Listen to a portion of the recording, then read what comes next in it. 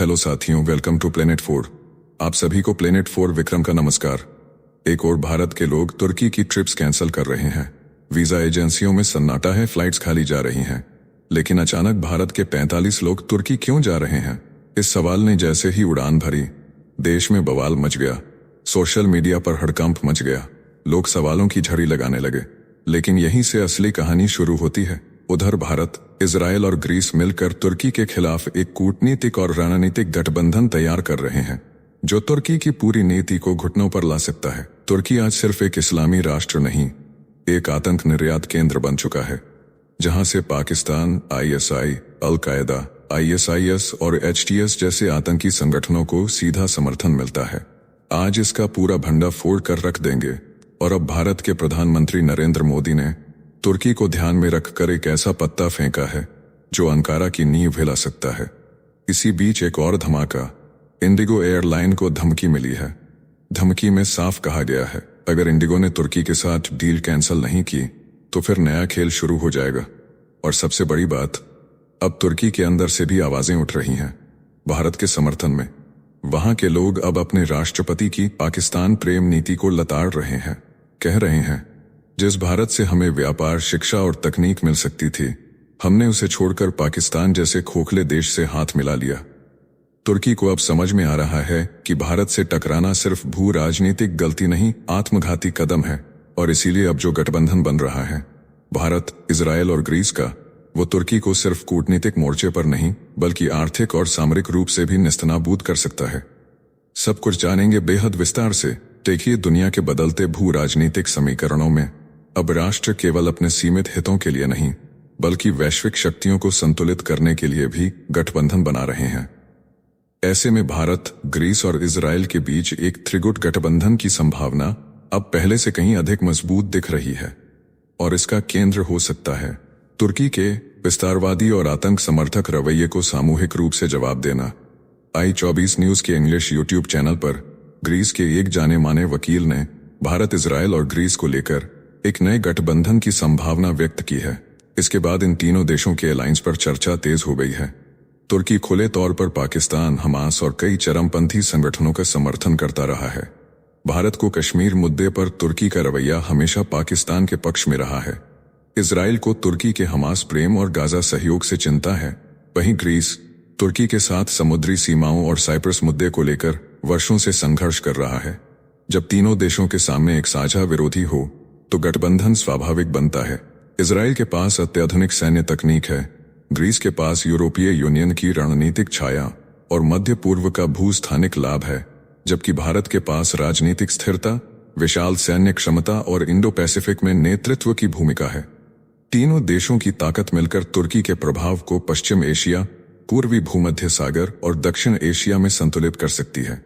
तो पर यह बात बिल्कुल महत्वपूर्ण है कि भारत और इजराइल दोनों ग्रीस को हथियार सप्लाई करता है, वहीं इजराइल भारत को भी हथियार देता है। यह रक्षा लेन देन केवल तकनीकी या आर्थिक नहीं बल्कि रणनीतिक विश्वास का प्रतीक है। ऐसे में यह त्रिकोणीय सहयोग को और गहराई देगा। इजराइल की टेक्नोलॉजी, भारत की उत्पादन क्षमता और ग्रीस की जियो स्ट्रेटेजिक पोजीशन, तीनों मिलकर तुर्की के खिलाफ एक सामरिक संतुलन बना सकते हैं। इसी के साथ अब तुर्की के बुद्धिजीवियों को एहसास होने लगा है कि भारत से टकराकर तुर्की ने गलती कर दी है। भारत पाकिस्तान संघर्ष में तुर्की ने खुलकर पाकिस्तान का पक्ष लिया और अब उसी के भीतर से उठने लगी है आवाजें कि यह फैसला गलत था। इस्तांबुल बिल्गी यूनिवर्सिटी के प्रोफेसर इल्तर तुरान ने तुर्की सरकार की पाकिस्तान परस्ती को गलत निर्णय करार दिया है। उन्होंने साफ कहा है कि आज के दौर में जब तुर्की और भारत दोनों आर्थिक महाशक्ति बनने की राह पर हैं, तो किसी एक पक्ष का समर्थन करना समझदारी नहीं है। प्रोफेसर तुरान ने चेताया कि भारत को तुर्की से सारे पुल नहीं जलाने चाहिए, क्योंकि दोनों देशों के बीच भविष्य में गहरी भागीदारी की संभावनाएं हैं। उन्होंने कहा कि भारत अब अमेरिका और चीन के बीच उठते वैश्विक टकराव से अलग एक स्वतंत्र शक्ति बनकर उभर रहा है और उसकी ओर दुनिया की निगाहें टिक चुकी हैं। उन्होंने भारतीय अर्थव्यवस्था की तारीफ करते हुए कहा कि आने वाले समय में यह चीन को टक्कर दे सकती है। तुर्की की बड़ी कंपनियां पहले से ही भारत में निवेश कर चुकी हैं। सेलेबी एविएशन जैसी एयर सेवा कंपनियां भारत के कई एयरपोर्ट्स पर ऑपरेशन चला रही हैं। साथ ही भारत के अमीर वर्ग ने तुर्की को डेस्टिनेशन वेडिंग का नया अड्डा बना लिया है। प्रोफेसर तुरान ने चेतावनी दी कि भारत की प्रतिक्रिया तुर्की के उन उद्यमियों के लिए नुकसानदेह हो सकती है जो भारत के साथ मजबूत व्यापारिक संबंध बनाना चाहते हैं। उन्होंने कहा कि जब दोनों देश आर्थिक तरक्की की ओर बढ़ रहे हैं तो पाकिस्तान जैसे मुद्दे को बीच में लाकर संबंधों को बिगाड़ना ना समझी है। अब तुर्की को समझना होगा कि भारत कोई ऐसा देश नहीं जिसे धमकियों या चापलूसी से झुकाया जा सके। यह नई भारत नीति है जो सम्मान से दोस्ती करता है और जरूरत पड़ने पर पूरी दुनिया को अपनी शर्तों पर झुका भी सकता है। इसी दौरान पाकिस्तान की सरहद से उठे आतंक के धुएं अब तुर्की के आसमान में मंडराने लगे हैं। कश्मीर के पहलगाम में हुए आतंकी हमले के बाद भारत में तुर्की के खिलाफ जन आक्रोश फूट पड़ा है। अब सीधा निशाना बना है। इंडिगो और तुर्की एयरलाइंस के बीच का कोड शेयर और लीजिंग समझौता। नागरिक उड्डयन मंत्री राम मोहन नायडू ने कहा है कि सरकार सुरक्षा एजेंसियों से इन समझौतों पर विचार कर रही है और जल्द कोई बड़ा फैसला लिया जाएगा। इंडिगो ने 2018 में तुर्की एयरलाइंस के साथ साझेदारी शुरू की थी। 2023 से तुर्की एयरलाइंस ने 2 विमान पायलट और क्रू समेत इंडिगो को लीज पर दिए हैं जो दिल्ली और मुंबई से इस्तांबुल उड़ानें संचालित करते हैं।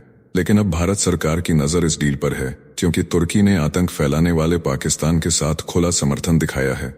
एयर इंडिया ने भी इस डील पर आपत्ति जताई है और इसे देश की सुरक्षा के लिए खतरा बताया है। सरकार ने पहले ही तुर्की की ग्राउंड हैंडलिंग कंपनी सेलेबी की सुरक्षा मंजूरी रद्द कर दी थी, जिससे कंपनी भारत में कोर्ट पहुंच गई है। अब देश भर के किराना स्टोर से लेकर ऑनलाइन फैशन प्लेटफॉर्म तक तुर्की के उत्पादों का बहिष्कार शुरू हो गया है। चॉकलेट से लेकर कॉस्मेटिक्स और कॉफी तक हर तुर्की सामान अब भारत में कटघरे में खड़ा है। अब सरकार तय करेगी कि इंडिगो की तुर्की से उड़ानें चलेंगी या रद्द होंगी। इधर भारत ने इस बार कूटनीति की तलवार ऐसे घुमाई कि तुर्की की दुखती रग पर वार कर दिया। खुफिया रिपोर्ट से खुलासा हुआ है कि तुर्की न सिर्फ पाकिस्तान के आतंकियों को सपोर्ट करता है बल्कि अल-कायदा, ISIS और HTS जैसे खूंखार आतंकी संगठनों का भी मददगार बन चुका है। एक तरफ तुर्की नेटो का सदस्य बनकर खुद को वैश्विक साझेदार बताता है और दूसरी तरफ आतंकियों का पनाहगार बन चुका है।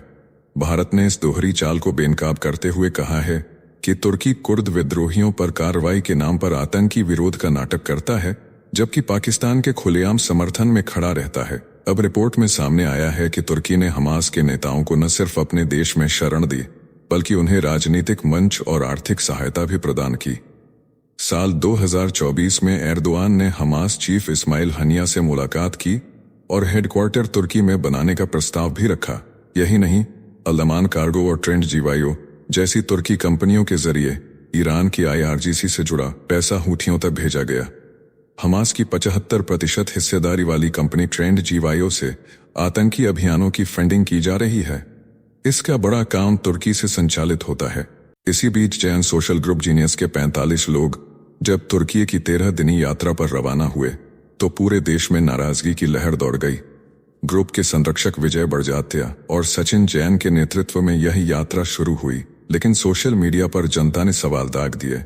लोगों ने कहा कि जो देश पाकिस्तान और आतंक का समर्थन करता है उसका बहिष्कार हो रहा है और ऐसे में किसी ग्रुप का वहां घूमने जाना देशभक्ति के खिलाफ है। परिवार की सफाई है कि बुकिंग 4 महीने पहले की गई थी, लेकिन जनता कह रही है कि देश पहले और टूर बाद में होता है। उधर भारत का प्रतिनिधिमंडल जब दुनिया भर में पाकिस्तान के खिलाफ आतंकवाद की पोल खोलने में जुटा है, उसी वक्त भारत के भीतर से उठी एक तीखी बहस अब वैश्विक मंच पर चर्चा का कारण बन गई है। ऑपरेशन सिंदूर के तहत विदेशों में गए 2 अलग अलग डेलीगेशन में शामिल कांग्रेस सांसद शशि थरूर और CPI-M सांसद जॉन ब्रिटास के बीच ट्विटर वॉर छिड़ गया है। मुद्दा है 2 साल पहले केरल सरकार द्वारा तुर्की को दी गई 10 करोड़ रुपए की मदद। थरूर ने सोशल मीडिया पर लिखा कि केरल सरकार को अब समझ जाना चाहिए कि तुर्की को दी गई यह सहायता एक भ्रमित उदारता थी, खास तौर पर तब जब तुर्की ने पाकिस्तान के साथ खड़े होकर भारत के खिलाफ बयानबाजी की।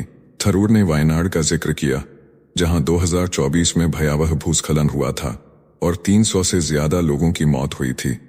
उन्होंने तंज कसा कि उस वक्त केरल ने तुर्की को तो मदद भेज दी, लेकिन खुद के जख्मों के लिए केंद्र से राहत की गुहार लगाता रहा। इसके जवाब में ब्रिटास ने हमला बोलते हुए कहा कि लगता है थरूर को भूलने की बीमारी हो गई है।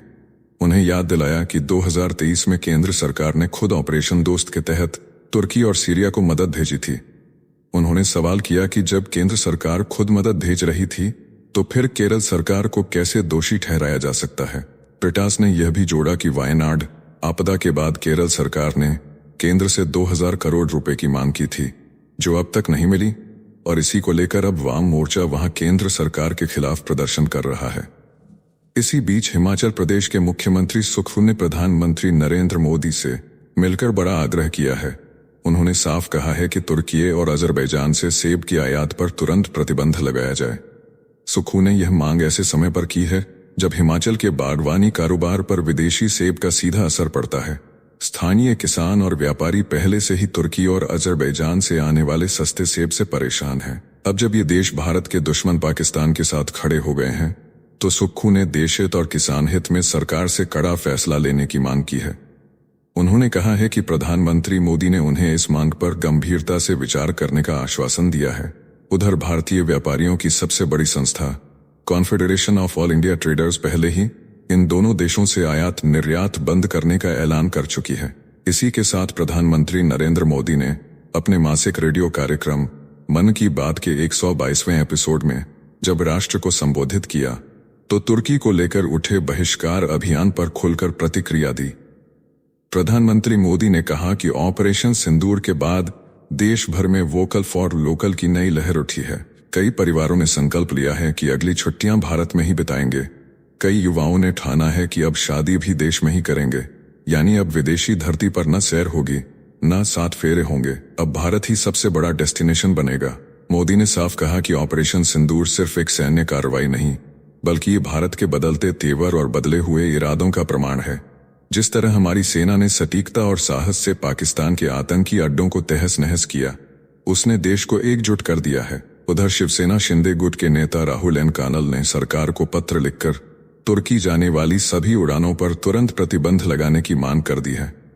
राहुल कानल ने महाराष्ट्र के राज्यपाल, मुख्यमंत्री और नागरिक उड्डयन मंत्री को पत्र भेजकर कहा है कि यह फैसला भारत की संप्रभुता और राष्ट्रीय सुरक्षा का प्रतीक होगा। उन्होंने इंडिगो को अल्टीमेटम दिया है कि वह 1 हफ्ते के भीतर तुर्की के लिए अपनी उड़ानें बंद करे और तुर्किश एयरलाइंस के साथ अपना समझौता खत्म करे। कानल ने कहा कि यह हिंदू मुस्लिम का मामला नहीं है, यह देशभक्ति का मामला है।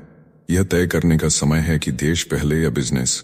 उन्होंने चेतावनी दी कि अगर इंडिगो ने कार्रवाई नहीं की तो सिस्टम में काम करने वाले लोग खुद बायकॉट कर देंगे। अब देखना होगा कि इंडिगो देश की भावनाओं का सम्मान करता है या तुर्की की उड़ानों में ही उलझा रह जाता है। इसी बीच अब एक और चौंकाने वाली खबर आ गई है।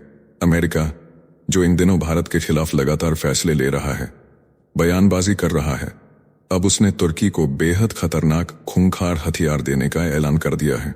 अब जरा सोचिए, जब तुर्की मजबूत होगा तो उसका फायदा बाय डिफॉल्ट किसे मिलेगा? पाकिस्तान को। और जब पाकिस्तान मजबूत होगा तो दुनिया के हर कोने में बैठे आतंकवादियों को खुली हवा, खुला पैसा और खुले हथियार मिलेंगे। यानी अमेरिका का ये कदम सीधे भारत की सुरक्षा के लिए खतरे की घंटी है। क्या अमेरिका ये नहीं जानता कि तुर्की पहले से ही ISI, अल-कायदा, ISIS जैसे संगठनों को छिपकर समर्थन देता है? क्या अमेरिका ये नहीं देख रहा कि तुर्की और पाकिस्तान मिलकर भारत के खिलाफ नई रणनीति रचते हैं? या फिर ये सब अमेरिका जानबूझकर कर रहा है, भारत को दबाव में लाने के लिए, भारत की स्वतंत्र विदेश नीति को घुटनों पर लाने के लिए? भारत के लिए अब समय आ गया है कि इस बढ़ते हुए तुर्की पाक अमेरिका गठजोड़ के खिलाफ खुली रणनीति बनाई जाए। दुनिया को बताना होगा, आतंकवाद के नए गुप्त केंद्र अब सिर्फ पाकिस्तान तक सीमित नहीं, तुर्की भी उसी राह पर बढ़ चुका है। और अगर अमेरिका सच में आतंक के खिलाफ है तो उसे भारत के साथ खड़ा होना चाहिए, न कि उन देशों को ताकत देनी चाहिए जो आतंक को पालते हैं और फैलाते हैं। दरअसल अमेरिका ने पाकिस्तान परस्त तुर्की को दिया ऐसी सौगात जिससे मच सकती है तबाही। अमेरिकी विदेश विभाग ने तुर्की को AIM-120 C8 मिसाइल बेचने की मंजूरी दे दी है। करीब $225 मिलियन की इस डील में 53 एडवांस्ड एयर टू एयर मिसाइलें और 6 गाइडेंस सेक्शन शामिल हैं। ये वही खतरनाक अमराम मिसाइल है जो दुश्मन फाइटर जेट को रडार से ट्रैक करती है और पल भर में खत्म कर देती है। तुर्की इन मिसाइलों को अपने F-16 फाइटर जेट्स में लगाएगा, जिससे उसे BVR यानी बियॉन्ड विजुअल रेंज अटैक की क्षमता मिल जाएगी। यानी ग्रीस हो या कुर्द विद्रोही, तुर्की अब दूर से ही तबाही मचा सकेगा। अमेरिका इसे नाटो सहयोग का नाम दे रहा है, लेकिन भारत के लिए यह साफ खतरे की घंटी है, क्योंकि ग्रीस भारत का रणनीतिक दोस्त है।